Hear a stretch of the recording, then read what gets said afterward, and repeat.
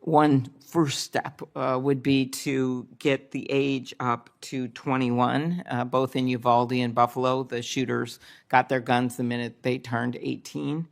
And that 21 age is the same age that already applies to purchasing handguns from federally licensed dealers. Talk about that and how that could be helpful as some kind of I don't want to use the word compromise when we're dealing with little kids being gunned down in a church and 12-year-olds trying to protect 6-year-olds. But talk about that as one solution in addition to, of course, background checks, assault weapon ban in general. Yeah, I think that's a really important step to make sure we keep guns out of the hands of our youth. One of the witnesses earlier showed a picture of young men with firearms in Tennessee, and there's no minimum age to purchase there. And that's a big issue. And so we can't just demonize some youth and celebrate others for buying guns at such a young age, recognizing that gun violence is the #1 cause of death and youth in our country. Today in the Senate, things got heated as Senator Amy Klobuchar grilled President Biden's former gun violence advisor over one of the most controversial ideas in gun policy. Should we raise the age to buy long guns from 18 to 21? I want to thank all of you for appearing today. Ms. Cook, I'm so sorry for your loss, and thank you for being here.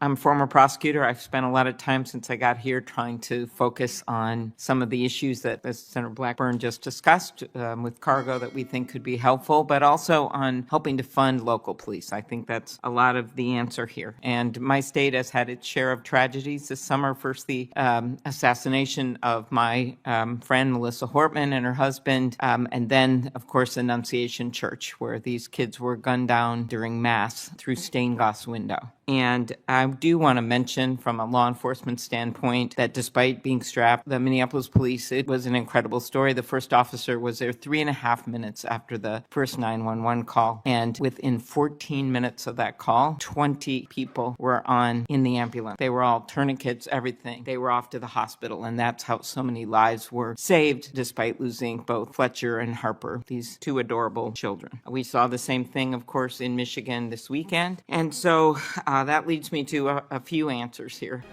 Klobuchar opened with a heavy heart, recalling the church shooting back in her home state. Kids lost, families shattered. She gave a shout out to Minneapolis police for their quick action, but made it clear, law enforcement needs more than applause. They need funding, better gear, and healthier workplaces.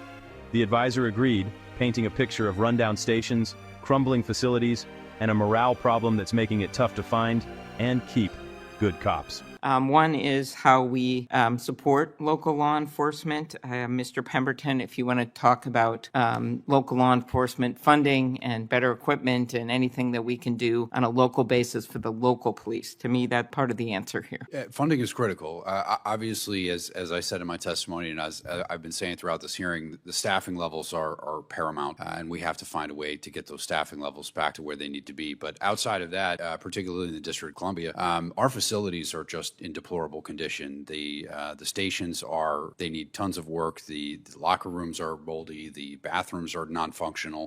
The parking lots are not in good shape. We need more vehicles. We need more take-home vehicles. We need more ballistic armor. There are all kinds of things we can do to make sure that our members are properly staffed, that they have clean and healthy facilities, and that they have the proper training to go out and do their job. And do you think that would help with retirement? There's too much retirement. Recruitment and retaining when it comes to officers, and what else do you think would be helpful? Of course, we face this with the Capitol Police. Then Senator Blunt and I worked really hard, and now Senator Padilla is the ranking member on the Rules Committee. But we worked hard to pass some legislation to help with benefits and salaries and the like. Could you address retention and hiring of police officers? Yeah, obviously it's competitive now because there are significantly fewer people applying for the job of police officer than there were, say, 5 or 6 years ago. And so all of these agencies are now competing for the same smaller pool of candidates. It's much harder to get them in the door. So anything we can do to deal with salaries and benefits and retirement packages, that's paramount. But as you mentioned before, also, having these facilities that are top-notch and having the proper tools, that's also a big deal. And that would include unfreezing federal funding or getting federal funding to local police departments? Absolutely, yes. Klobuchar took it a step further, asking if raising police pay and boosting federal support could turn things around. The answer was yes. Departments everywhere are fighting for a shrinking pool of talent. Better pay, benefits, and training could help. But the deeper issue? Trust between communities and police needs rebuilding, and that takes more than money. Okay, thank you. Mr. Jackson, I come from a state strong tradition of hunting, and when I look at all of these proposals, when it comes to firearms, assault weapons, I think, does this hurt my Uncle Dick and his deer stand? And whenever I get on one of these pieces of legislation or lead one of them, my answer is no. I had a discussion last week with Director Patel about assault weapon bans and what we could do. Could you talk a little bit about that and not our discussion, but just if it could be, one of the things I raised to him, I'm in favor of assault weapon ban. I'm in favor of more background checks. I think there's a number of things we could do here when it comes to these assault weapons getting in the hands of people that shouldn't have them. One first step would be to get the age up to 21. Both in Uvalde and Buffalo, the shooters got their guns the minute they turned 18.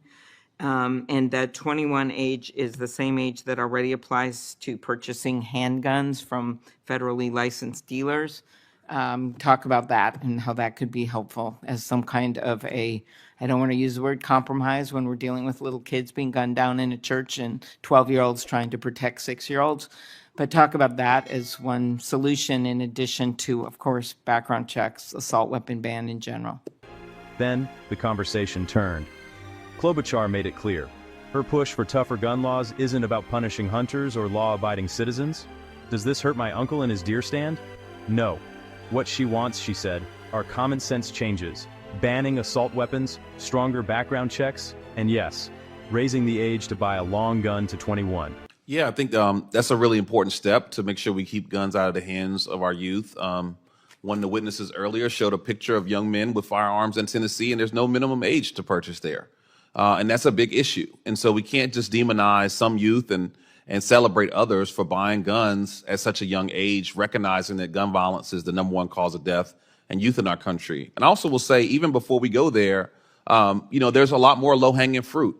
We can crack down on machine gun conversion devices and Glock switches, all of which we know is fueling the deaths that we're seeing across the country. And this Trump administration has already, through the Department of Justice, pulled back on just implementing laws and actually enforcing laws to keep machine gun conversion devices out of their hands. And so I think we can at least focus on enforcing the laws on their books to start to keep guns out of the hands of those in crisis while we look for more solutions for our youth. Thank you, Mr. Jackson. Thank you, Senator Klobuchar. She brought up Uvalde and Buffalo, tragedies where 18-year-olds bought guns just days after their birthdays. Her point, maybe matching handgun laws and long gun laws could have saved lives. The advisor echoed her urgency. Raising the age is a critical step, they said, especially with gun violence now the leading killer of young Americans. They also called out the surge in illegal gun modifications, warning that lax enforcement has made deadly accessories far too common. By the end, Klobuchar's message was blunt. America can't wait for another tragedy. The debate isn't just about numbers, it's about saving lives and rebuilding trust. As lawmakers wrestle with these issues, the big question remains. Will Congress act before the next headline? Stay tuned, hit subscribe, and keep the conversation going in the comments.